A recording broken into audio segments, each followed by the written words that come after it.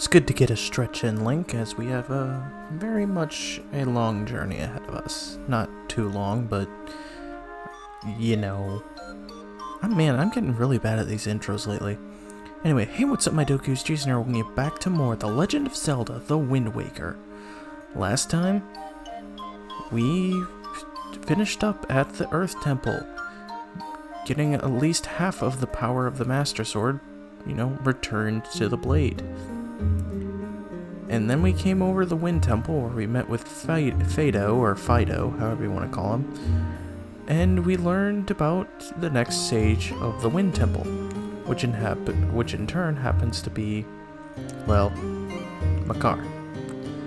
This time, we're going to be taking Makar, and we're going to be going through the Wind Temple, not the Earth Temple, in hopes of, basically just conquering it, I guess. God, that is loud. Oh, look, a Wizrobe. Boom, take care of you. Yeah, that wind is loud in my ears. My thing's only at 17, but it feels like it's louder. Anyway. Here we have another Stelphos. I've already mentioned how easy to defeat these guys. I didn't use a bomb that time just because, well, didn't really feel like I needed to use one. There was only one of them. And then for this, I should just go ahead and bring out bomb and destroy this to create a shortcut for us later on. Alright, so now that we're here, what I want to do is go ahead and switch over to Makar.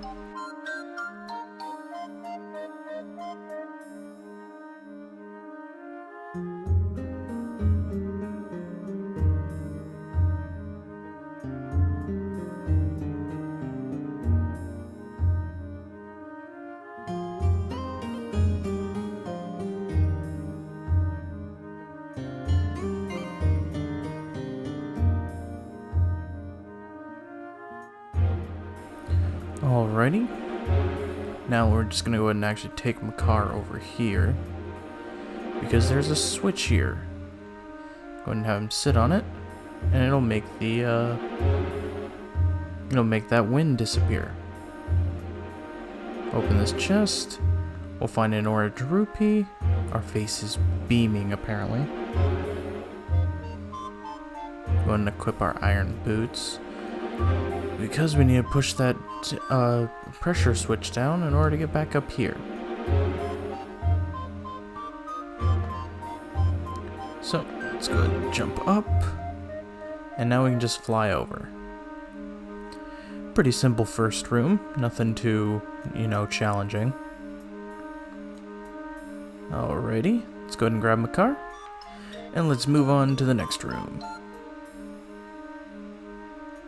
Oh boy, some more Armos.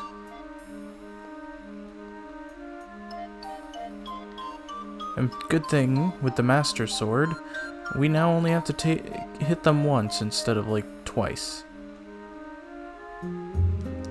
Alright, let's go ahead and hit this switch, and then I'll put that up there. Don't actually think there's anything. I don't think there's anything up there. And if there is, I don't know what it could be.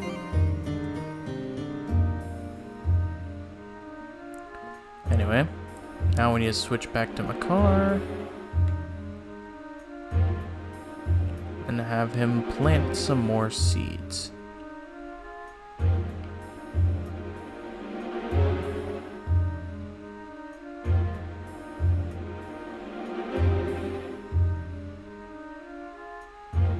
Alright, there we go. Pretty simple, pretty easy. Let's move on. Here's where things get interesting. Because once again, we need to switch over to Makar. Makar is actually really useful in this dungeon. But now we need to just... now we just need to create trees that we can use for later. As we don't really have a way to utilize these trees, but they will come into, well, they will come in handy later on.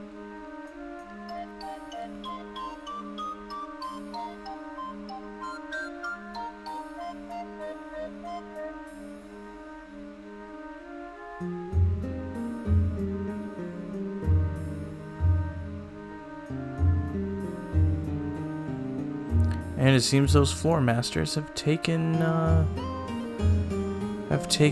Makar somewhere. And we need to find him.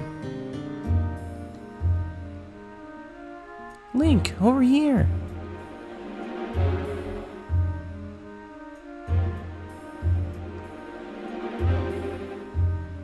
Link! The stone that blocks the entrance seems extremely heavy. The only way that you can move it, Link, is if you were to become as heavy as the Great Deku Tree himself. Oh, if only the Great Deku Tree were here right now. Well, no offense, Makar, but if the Great Deku Tree was here, he would be, kind of going against the laws of science. Because trees shouldn't be able to move. Anyway, here we have some Armos Knights. You don't really need to defeat them. You can just go ahead and head through the door, but I'm not doing so just because I want to take them out. As I personally feel like they'd probably become a nuisance later on. Anyway, I guess since we have nothing else that we can do from a car, we're gonna go ahead and heading through this way. And there actually is a neat little trick here for this. So there is going to be a floor master here. But if we go ahead and grab this, and actually may actually need to defeat him anyway because he was about to grab us, and if he does that, he'll send us back to an earlier part of the dungeon, which is annoying. But we can step on this, and instead of having to go over there where that other floor master is, we can just, or try to. We can just fly through this hole. And just come over this way. Pretty easy. Inside this chest, we'll find yet another useless joy pendant because I don't really need it. I mean, we're doing pretty well on money right now. And it seems you've run across one of these, slabs that we can't do anything with because we don't have Makar. So let's go ahead and keep moving. Coming up here, we'll find ourselves a switch that we can push down. And look at that. We now have access to the next area. Oh, and it seems a Wizrobe wanted to come say hello, and I failed to jump over.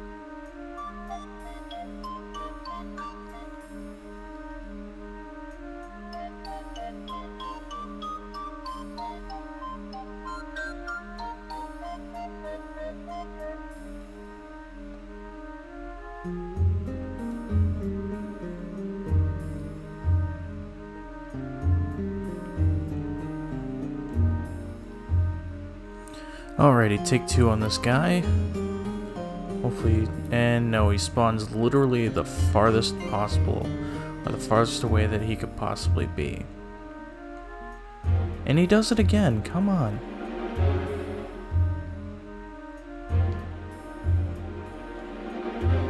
Oh, so now he decides to spawn there.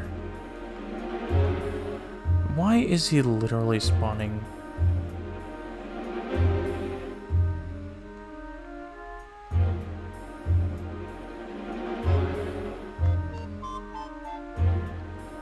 There we go.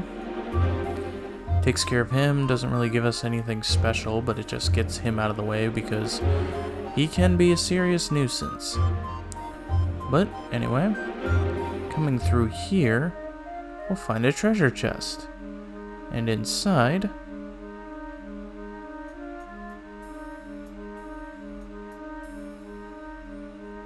we will find the dungeon map. Alright, seems like this place has a first floor, a second floor, and a basement. So not really too big of a dungeon. Though I guess, you know, Tower of the Gods, I think, was like the biggest dungeon we had, because I think it had like 4 or 5 floors. Anyway, I guess we'll head further in the other direction, actually. Because we basically need to make it all the way over there. So, I'm going to go ahead and come over here. We're going to use this updraft to give us some height. However, we are going to want to be careful because, yep, there's another Wizrobe, and he will knock us out of the sky if his fireballs hit us. Go and get some hearts and some more magic.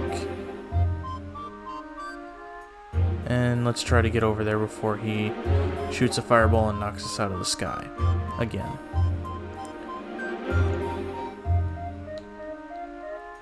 There we go. And he's gonna drop a magic bottle, but we're full on magic now, so we don't really need it. Alright, let's go ahead and head through this way. And here we'll find a pressure plate as well as another warp pot. Okay, this is all magic. I kind of need a heart. Not giving me anything I need, but go ahead and hit this. This will open that floor below us, which in turn we can just drop all the way back down. Alright, okay, we do want to head this way. What am I thinking? I'm like getting sidetracked because I'm thinking of Wind Waker Randomizer and that I usually already have a small key at this point. But okay, so this room is tricky because there is another treasure in this room, but the way you have to do it is a little tricky. Basically what you need to do is you need to destroy all 5 of these. But you have to be like re-equipping or unequipping and re-equipping the iron boots. However, a trick here is you can destroy all 5 of them without actually having to go down there, because each time you destroy one of these, an enemy spawns under there. And, you know, you don't really want to deal with all those enemies, even though I probably will, because it'll make my life difficult being down there. But basically, destroying all 5 of those also means you only have to come down here once. Because otherwise you would have to come down here like 5 different times to defeat every single enemy. And the Floor Master got me.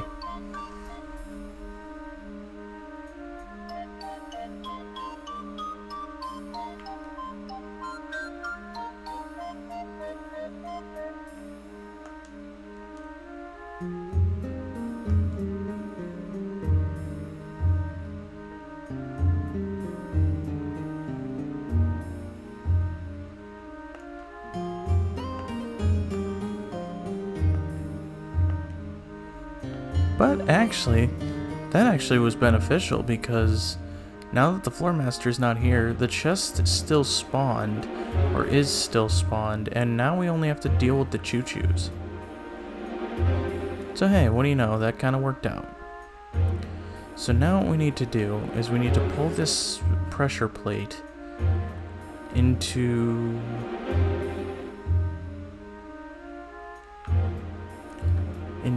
this position. Then we can take this block here and pull it up next to it, so that way we have something to lift ourselves up onto so we can move forward.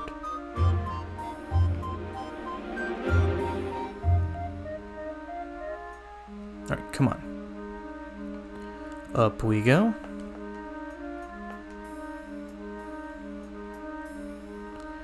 Alright, if we open this chest, we'll find ourselves a small key.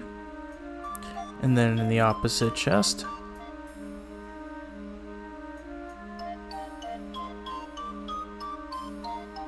we'll find ourselves a treasure chart. Very nice. Only one more to go in this dungeon, and it's also going to be the last heart piece treasure chart.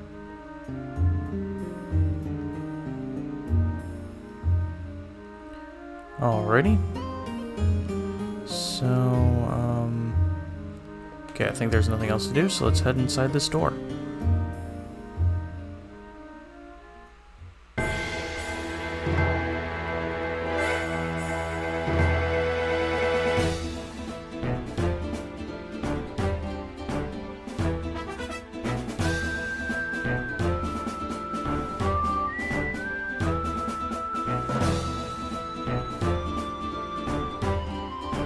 Alright, it's time for a mini-boss. And this is actually a mini-boss that I don't exactly remember its name. I believe it may be a Grand Wizrobe, or like a Wizrobe Master or something. I'm not entirely sure, to be honest. I will put the name of it up on screen, so that way I can, you know, actually remember it. But basically, your easiest way of defeating these guys is actually going to be, wherever he is, spawning enemies.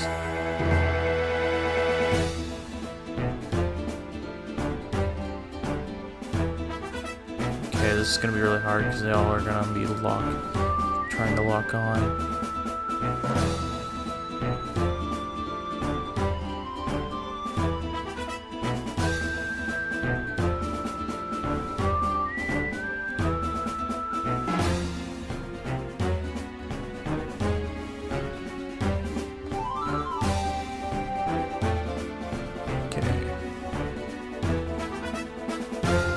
You are already starting to get annoying.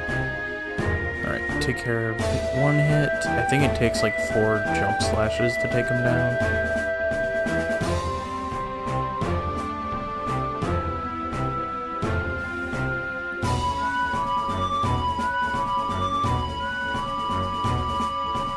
Or no, only 3.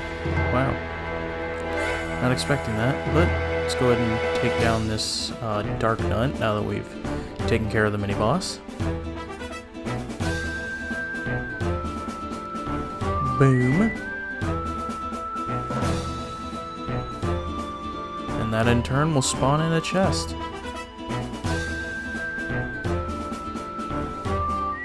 Nothing significant in that Wizrobe's little cube.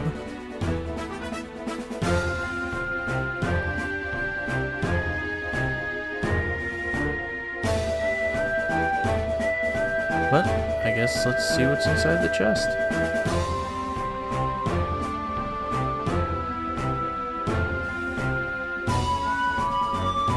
It contains one of the better items in the game, the hook shot. It extends, it retracts, it latches onto things. What a cool invention. And that actually completes our entire item lineup on the item screen. So now that we've gotten up here, so basically it'll latch on to these specific targets, but it'll also latch on to other things as well. Let's go ahead and take our skull hammer and take care of that. And let's head back out the door.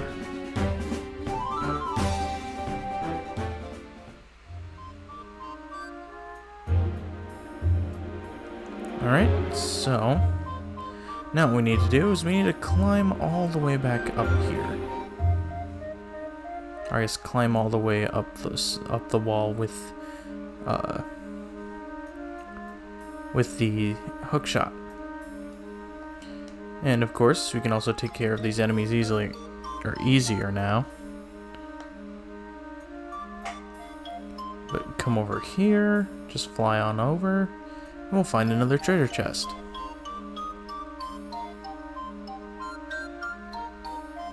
This one contains the compass. Very nice. Now let's go ahead and climb up here.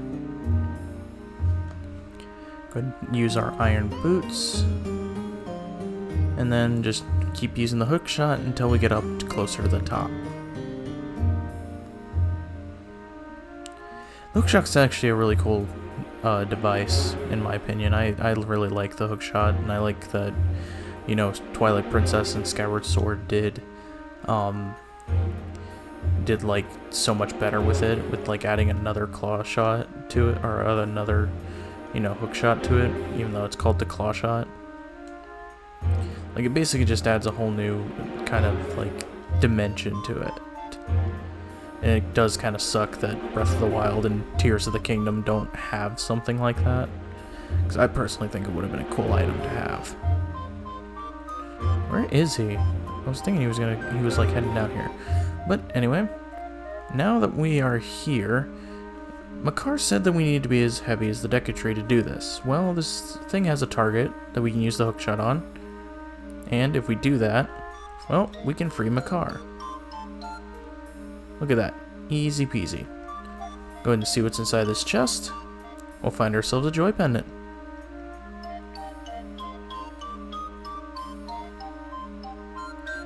Alrighty. And with that, I think we're going to go ahead and take Makar. That's not exactly what I wanted, but you know what? We can leave Makar there for a sec.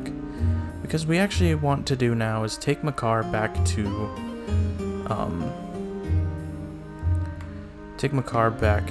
the other room where he first was taken. Because now that we have the hookshot, we actually have a way of climbing up those cliffs.